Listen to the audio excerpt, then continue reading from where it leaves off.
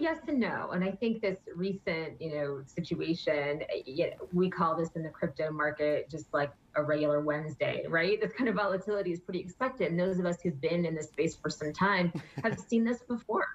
And so I think, I think it's interesting to think about the fact that the data shows that this particular dip we're in right now is the result of new entrants who entered the market, panicked, and fled.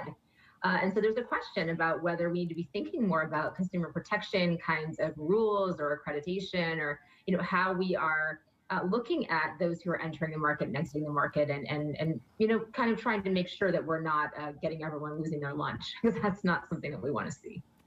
Yeah, I want to play some comments right now. We had, of course, Mike Novogratz on CNBC just in the last day or so, and here's what he had to say about the decline in prices that we've really been seeing over the last week and a half or so. Take a listen. It felt like we had capitulation this morning. You never know. The one thing that's clear is a lot more people own crypto, right?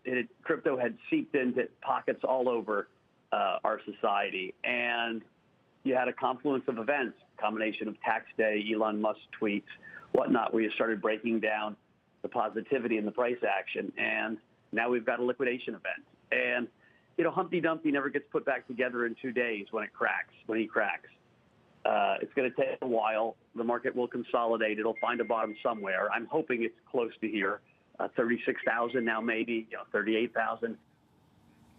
So a lot more people in the crypto space. How do you regulate it then when you have people like Elon Musk seemingly making one-word tweets that moves the market so considerably? Yeah, well, I wouldn't put too much stock in any particular person's tweets. I mean, I think there were a confluence of factors that led to this situation, as Mike noted in his comments. It's also important to contextualize this. We're still at 300%, this year alone, since the start of the year. And so a 30% dip, it's again, this is just kind of what happens in this space. It's going to continue to be volatile because this is really a hyper reactive to any kind of signal space. And that's in part because this asset is just really new and the market's struggling to figure out how to value it. I think that his points are great ones. The tax season is upon us. It's hard to separate any of these one things out, but I certainly wouldn't over-index on any particular individual's comments in the media, let alone in social media.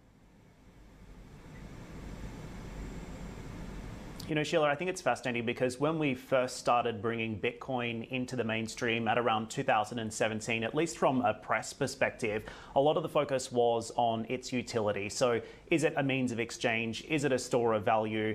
Is it something else? And I think the market is still really trying to understand that. We're still trying to get a square on exactly what this asset class is going to be used for in the future. But this volatility that we've seen in the past 24 hours, shouldn't it finally put to bed the argument that Bitcoin is a store of value?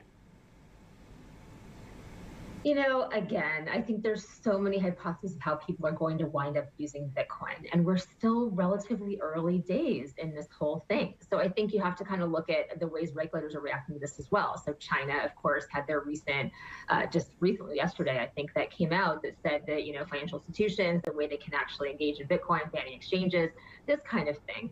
And we think that's largely because they're trying to promote digital yuan as being kind of the place, the unit of account, the sort of default unit of account within the country.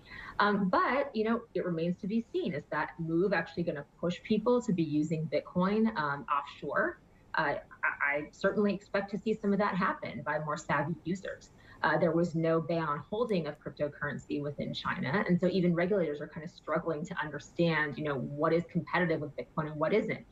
My view has always been that any CBDC, through a digital currency, is not a competitor of Bitcoin. They are very different things.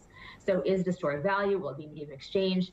I don't agree with the idea that this is kind of definitive proof that it's not a store of value. I think that remains to be proven over the longer term. And again, I think that when you look at what this asset class has done just from the start of this very year itself, as an investment, I don't know, still looking pretty positive to me from where I sit.